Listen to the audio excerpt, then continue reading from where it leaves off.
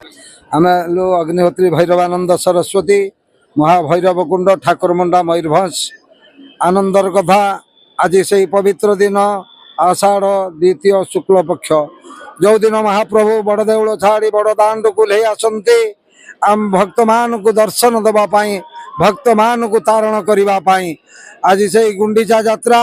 महाप्रभु नवदिवसीय यात्रा रे आज गुंडीचा मंदिर यात्रा करेंगे। आड़प मंडप जन्म बेदी नवदिवस यात्रा सारी फेर नवदिन दिन फेर प्रत्यावर्तन करेंगे बाहुडा दिन।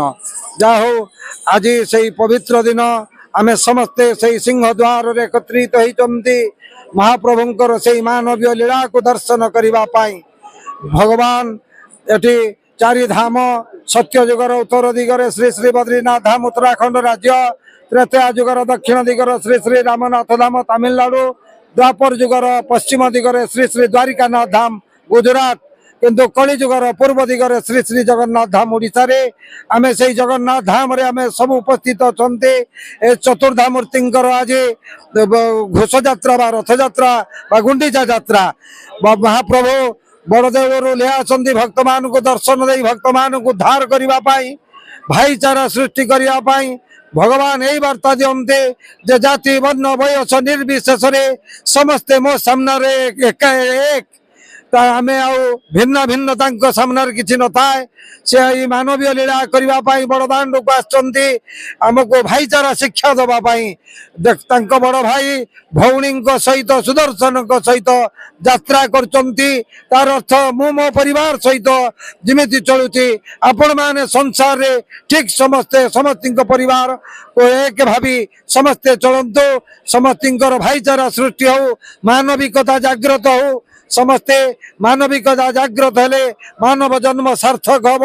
विवेक उदय हेले आमे भगवान कृपा लाभ करवा भगवान कृपार सीमा नहीं आमे कृपार पात्र हवा दरकार भगवान आमको यही वार्ता दे आज बड़दाण्ड को ले आसुचंती नवदिवसीय यात्रा रे गुंडीचा मंदिर रे से विराजमान करी आड़प मंडप रे दर्शन दे समस्त की उद्धार करेंगे ये सत्य किंतु रथ उपरे आमे दर्शन करवा ये स्वतंत्र यही भाया पवित्र समय रे भगवान जो बड़दाण्ड को ले आसंती स्वर्गर 33 कोटी देवता समस्ते एकत्र आसी महाप्रभुंकर दिव्य मानवीय लीला को दर्शन करुचंती से तो ज्योति शरीर आमे चर्म चक्षुरे तांको देखि पारु नांती किंतु इंद्र चंद्र समस्त आसी एबे स्वर्ग शून्य मंडल रे महाप्रभुंकर दिव्य लीला को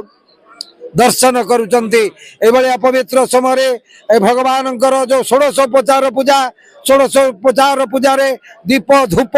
ये भी से षोडशोपचार आसंती से षोडशोपचार मध्यरो आमे गुटे सेवा दे